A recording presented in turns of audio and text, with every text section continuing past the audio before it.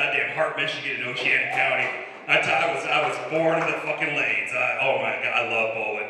I was in youth league as a kid. I tell people in Los Angeles about youth bowling, and they look at me like I got a dick on my forehead, like something's wrong. I mean, it wasn't like the goddamn Catholic Church or the Boy Scouts of America. It was great. Saturday mornings, you got a bunch of divorced fathers, they're getting drunk, kids are bowling, and Thundercats was on the TV. Had a damn good time, yeah, man. Oh God. You learn a lot of life lessons at the lanes, folks. You really do. Like, I was raised right, okay? Pen and paper. We kept score by hand. That's the way you do it. Now I go to Starbucks all the time. The goddamn baristas are fucking up my change. You know what? It's because they didn't learn how to count and add at the goddamn bowl. Yeah, you're with me. Hell yeah. Another thing, when I was about 14 years old, okay, this is when I started to gain a deep appreciation for high-quality camel toe. Yeah. And it was at the bowling alley. You bet your ass it was at the bowling alley. Oh my God. I'm in Los Angeles. They got all these like Instagram and TikTok influencers, and they just go all over the place and take pictures of themselves. And they're wearing like lightweight yoga pants, and then you know what they post? They say hashtag extreme camel toe. That don't impress me, not one bit. No, when I was a kid growing up at the Eagles Bowling Alley in Hart, Michigan, okay, there was this lady there named Barb, and she would chain smoke Virginia Slims. It was incredible. You know what Barb wore? She wore stonewashed denim, okay? That's a very thick material. And her vagina was so powerful, it just sucked it way up in there. That's a fucking woman, oh my God. I can't do the fucking damage she did on a waterbed back in the 80s, oh my God. No, I'm just gonna say it how it is. Hashtag extreme camel toe, that's a bunch of bullshit. It's hashtag camel toe stolen valor is what it is. No, I'm sorry, I served in the United States Marine Corps. My respect is earned, it's not given, goddammit. Put on something rugged, wear some construction-grade Carhartt coveralls. I want to see what kind of goddamn heat you're packing, sister. And I'm proud to be an American, or at least... Oh, man, yeah. I served 2002 to 2006 in the Marine Corps. That was like the thick of the global war on terror. It was... Dude, the next sentence is I got deployed to Okinawa, Japan 2 times. So you can belay that clapter, man. No, man, it was great. Okay, so like when you're in the Marine Corps and you're new, you're called a boot, okay? And usually you're lovingly referred to as a boot bitch. So I'm a boot bitch, and I'm with a big gaggle of boot bitches, and our master sergeant, he comes up to us and he's like, I need a devil dog to volunteer to go to Fox Factory. They're gonna go to Okinawa, Japan on the Marine Corps Expeditionary. Who wants to go? Okay, anyone that served, you know there's an unwritten rule. You don't volunteer for anything. You keep your goddamn full mouth shut. But my stupid ass, all I could think of was like, dude, Okinawa, Japan, that's where Mr. Miyagi from the Karate Kid is from. Fun times. My cousins came out here. You should clap for them. They came out here. We were having good dialogue about drugs and psychedelics and stuff, so I want to continue it. Like I think it's great. I think it's fantastic out here because like recreational weed is just all over. I love it. Because I don't know, like you can remember as a kid growing up, it was a taboo subject, marijuana. Like, you know, it was just, and it wasn't good. It was all from a goddamn ditch, and now it's just all over the place. It's great. What's the mushroom scene like out here, miss? You don't know? Oh, you don't know? Okay, because you seem pretty excited about the weed, but okay, you're not doing the psilocybin. No, the mushrooms is fun. I love doing it. I need to clap it up if we got some mushroom heads out here. Anyone fuck with the psilocybin? No? Oh yeah, dark in the back. Hell yeah. Hide in the back. I love. How do you sleep when you're on mushrooms, buddy? Do you get good sleep? No. Oh, I sleep. Oh man, I'm uninterrupted. I get great uninterrupted sleep when I'm tripping on shrooms. It's great. And I get the best damn dreams. Oh, very vivid dreams. Oh my gosh. Like, okay, the last time I was tripping on shrooms, this was like 3 months ago, and I had a sex dream, and it was about my ex. Yeah, and she was wearing a strap on in this one. Holy smokes. It was the damnedest thing, yeah. She took my mouth to Pound Town in this one. It was nuts. Dude, she treated me like a naughty, dirty little boy. It was just like,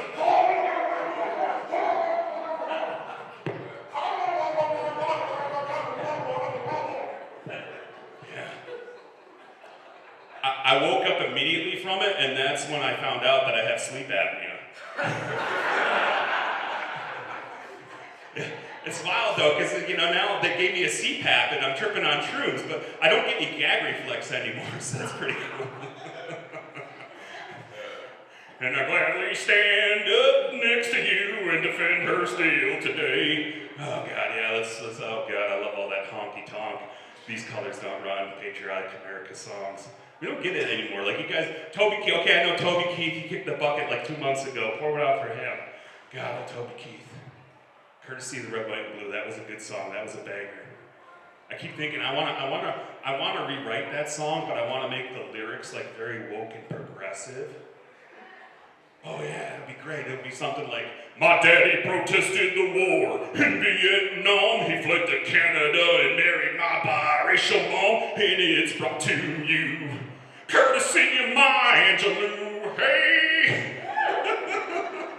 Okay, I feel good with that. I'm Jacob. Everyone stay woke.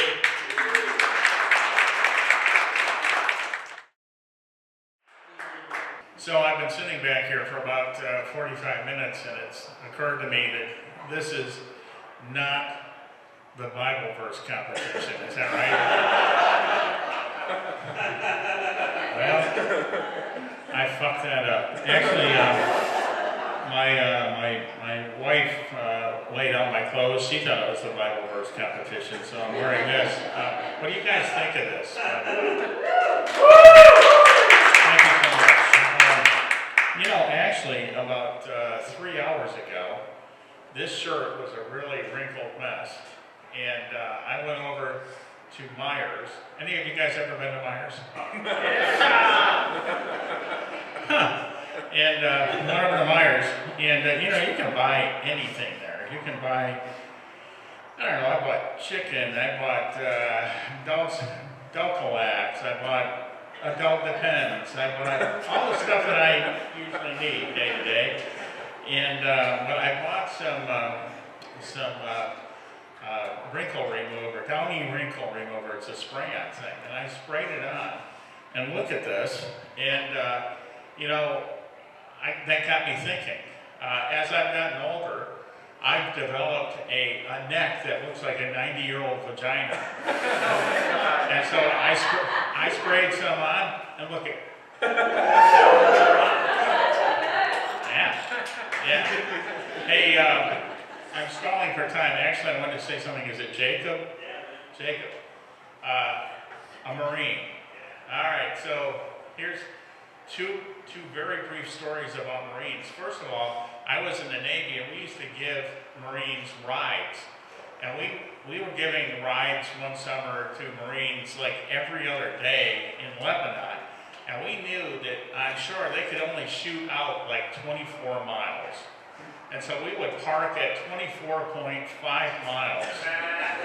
And we'd put Marines on boats, and we'd send them. And it was the same thing. It was like watching at the docks in Titanic. We're all just like, we love you. See ya. Keep your helmet on. Don't get your bones shot off. And they'd come back, and they'd interrupt us. We'd be eating like bowls of ice cream, and we'd have to go on and get to boats and all that shit. So, at any rate, and the other story is that my oldest son in Iraq was telling me a story one Christmas. He was home, and he said we saw a Marine at a mall or something. He said, I would not be here if a company of Marines had not come along and helped us out in the firefight. And so we credit the Marines with saving, one of the kids. So cheers for that. That's not funny, that's real. All right. So I'm stalling for time. Actually, I got here. I had a whole new set written up, and was really, really proud of it. I've been writing for weeks, knowing about this show. And I got here, and when I sat down, I saw one of the most stunningly beautiful women I've ever seen in my life. sitting here, and I knew that as long as she was here, there was no way I was going to remember a bunch of new stuff. So I'm going to go in a different direction here, but it's because of you, actually. Yeah, it's because of you. Are you guys together? Yes. Really? Okay. Take It's an awesome beer.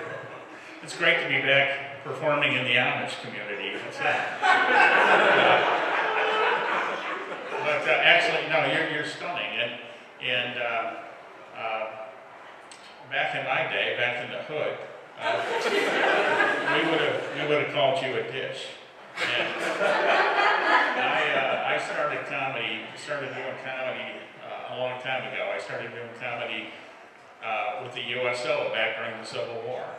And back in those days, if we were doing a show and we saw a dish like you in the audience, we would stop the show. We'd point out the girl, and then Get the light. and then we'd say, okay, and then we'd serenade her.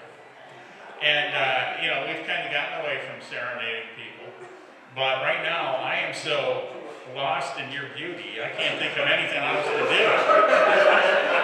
So, if you guys are okay, I'd like to serenade her. Well, they said. Okay, well, listen, you just sit back and enjoy this. This is going to be great. Sir, you go back to what you were doing. This is between me and your ex right now. So, what's your favorite song? Great. She said anything by Meatloaf, right? Okay, great. That's what she said. Here we go. All right. We met last night, and by the moon, I kissed those lips of yours. And by the dawn, I had these crusty sores. So, yeah, we met all right. Actually, there's more to that song, but it occurred to me just now that I can't go on with this. This is going to be devastating to you, and I'm sorry, but the truth is that I'm married. I know. My wife's name is Beth. We've been married for 35 years, everybody. Thank you so much. Actually, we celebrated our 35th wedding anniversary last week. And that same day, we celebrated her 47th birthday. So it was quite a day. Jesus, we got married in Kentucky. It was okay. Sure glad I went to that family reunion. But at any rate, let me tell you something else about her. My wife is one of the strongest people you'd ever want to meet. About a year ago, she lost all of her fingers in a bandsaw accident at work.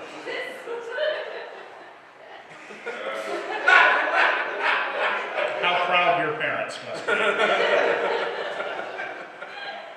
And actually, that sounds terrible, but it was worse than it sounds because she lost one finger, and then she reached in to grab that one, and she lost another, and then another. One thing leads to another, and 10 minutes later, she had no fingers at all. And she felt terrible about that. I mean, horrible about it. She'd lost her job, we lost the income. And she was crying. She was crying about it. And I'm the sort of person that I'm the kind of person that usually has the right words in any situation. If somebody needs to be consoled, I'm the one that does it. And she was crying about that, and I said to her, honey, I said, all we can do is keep our fingers crossed.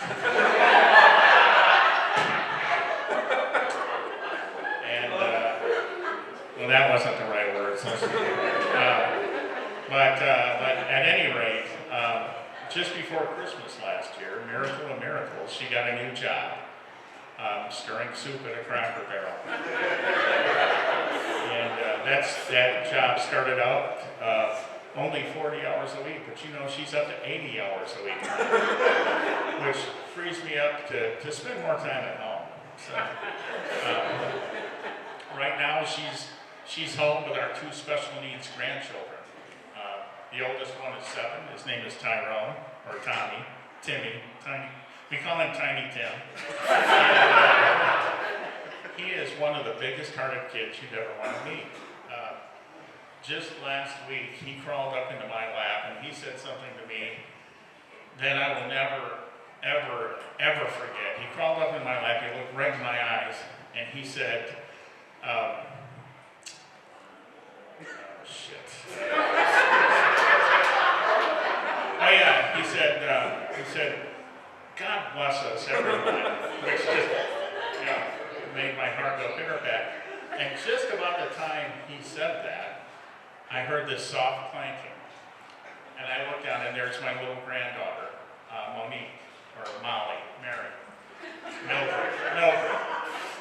And she was just laying there, tapping on the side of her iron lung. Which, she just does that when she wants attention. Or when her oxygen's running low. I can never remember which. But at any rate, so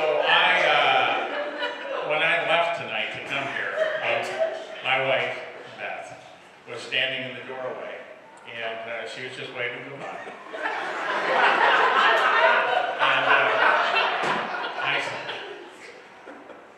And so that brings me to present time, and here I am with you.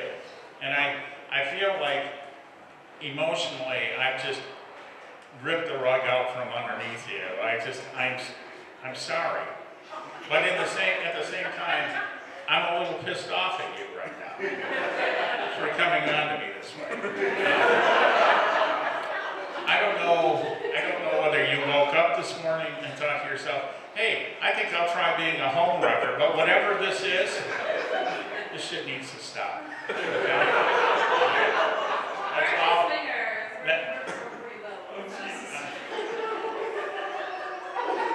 Security. I love you guys.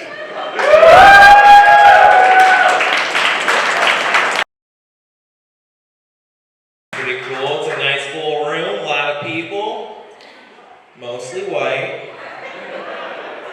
I feel like anytime I see a lot of white people, I always think town hall meeting. I see a lot of black people, always think something so much cooler. There's always the differences, like you guys stormed the Capitol, we stormed the dance floor. Like your January 6th is our Cupid show. It's cool. Always like to feel about the crowd, ask you guys some questions, chime back in. When it comes to chicken wings, just have some good ones at Stella's. Are you guys a drums or a flats crowd? You guys are my type of crowd. Someone hands you a piece of paper, do you fold it hamburger or hot dog style? Hamburger, good one, I like it. Last one, easy one, reparations. Nice. Not are we for them, but are they coming?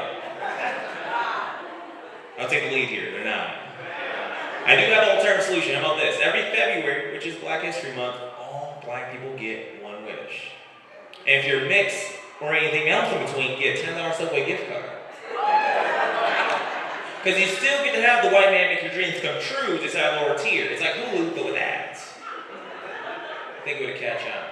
I did a show on Friday, and I did that bit, and I said, reparations, and the lady went, boo! That caught me off guard. I said, boo about reparations? She's like, or boo, are they coming? He's like, no, boo on reparations. We all have similar history.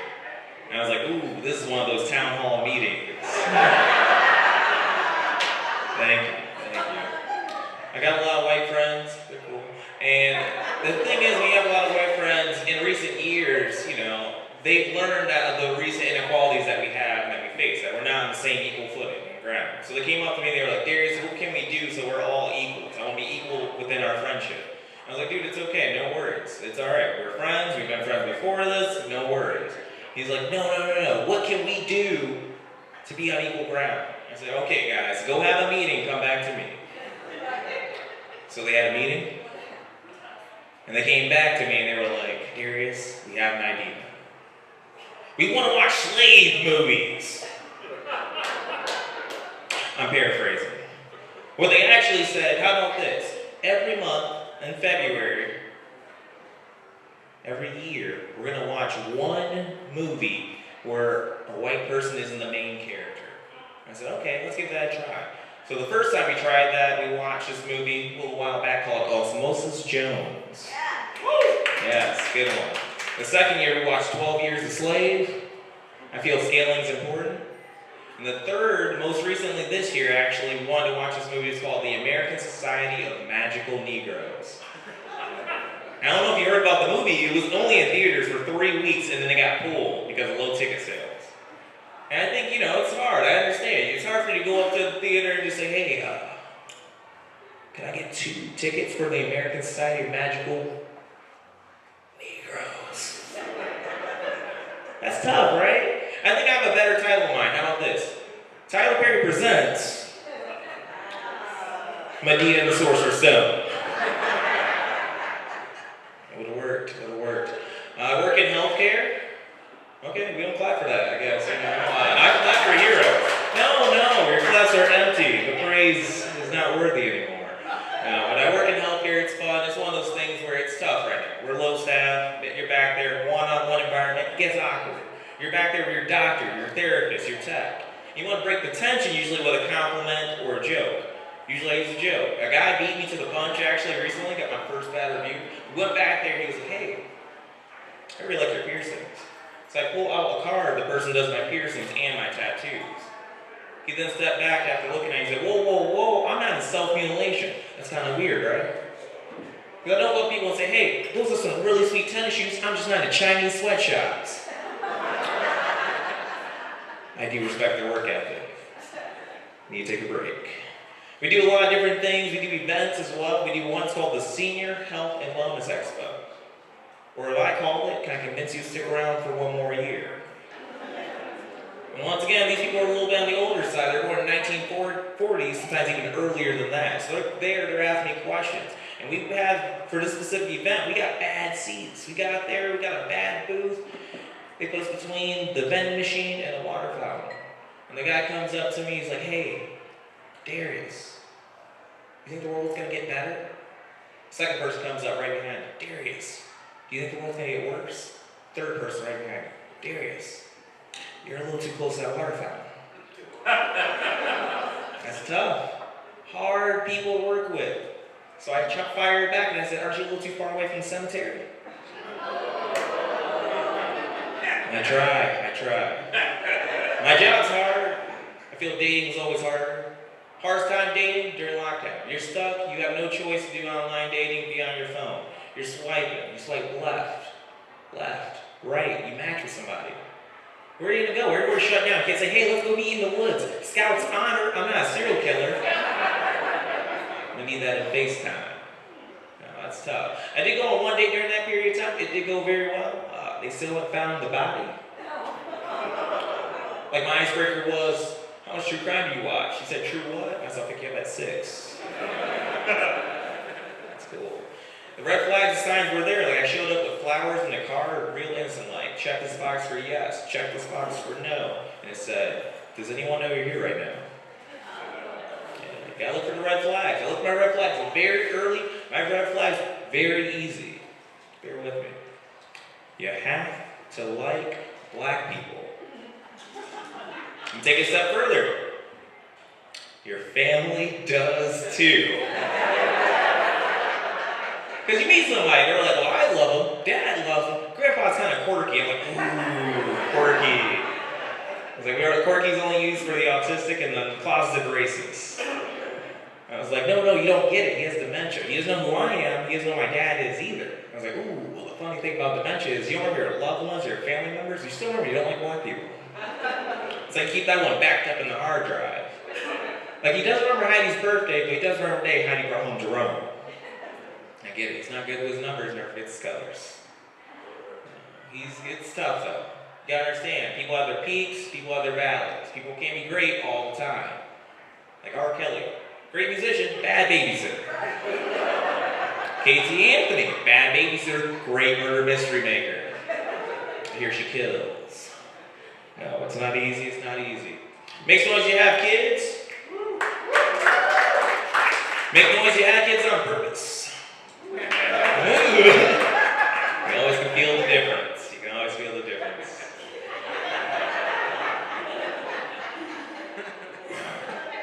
I was in Ann Arbor recently, and it was a real, interesting looking crowd. And I asked that question for a second, and it was completely silent. And I said, hey, make some noise you have kids. I was like, damn, this is really a room of millennials. I said, make some noise if you don't own property or you have a dog. It was different. But I respect people, having kids, that's not the easy task. You're trying to make sure that kid by 18 can be a full adult. Think about it. You have to make sure they're able to talk, walk, run, swim, bike. The easiest topics, the easiest tasks. They need to be able to do that. My family, they weren't able to teach me all those things. I don't know how to swim. I need you guys to look more surprised. We're not, we're black. We're not like white people. We don't toss our kid in the pool like cornhole. Favorite game, cornhole. No, it's difficult. My family is a little different. My great-grandma does not swim. My grandma does not swim. My mom does not swim. My mom was also in the Navy. And being in the Navy and not knowing how to swim, it's like being a line cook and not having a cocaine addiction. The Applebee's does not taste the same, I know.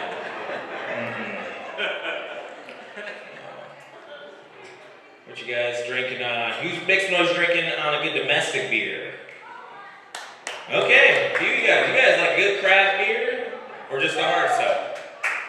Okay, close enough. I got craft beer tonight.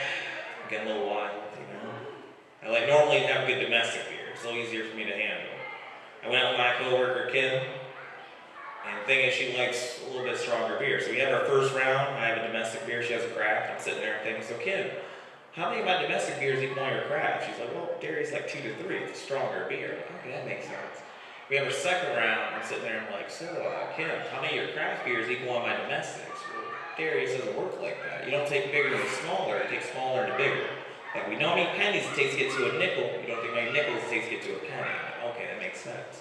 We have our third round, and I'm a little smaller person. I'm feeling the drinks. I got a nice little smile on my face. She's like, Darius, what's on your mind? I said, well, Kim, are you sure you don't know? In that moment, Kim takes her drink. She slams it down. She goes, Darius, do you want to come home with me? And I said, Kim, does George Bush like black people? Put the signs right there. And she says, no, Darius, I want you to come back home with me. I'm like, Kim, you have a husband. She said, no, Darius, we're polyamorous. I said, I'm stop you right there. I'm also good at geometry.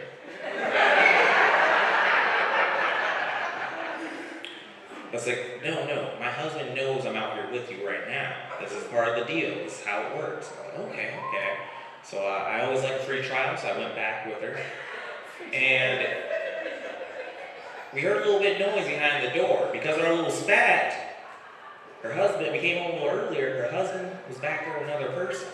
So Kim has a choice. She can either kick open that door, be loud and proud, or maybe she can shut that door and crack it back and act like she didn't hear a thing, go back to the bar and we have a few more drinks.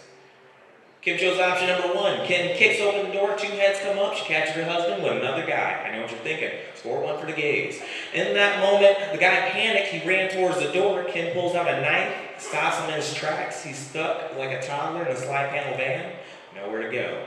In that moment, Kim's husband thinks he can make a plea deal. He comes on up, he puts both hands together, he closes his eyes. He forgot. Kim is an opportunist.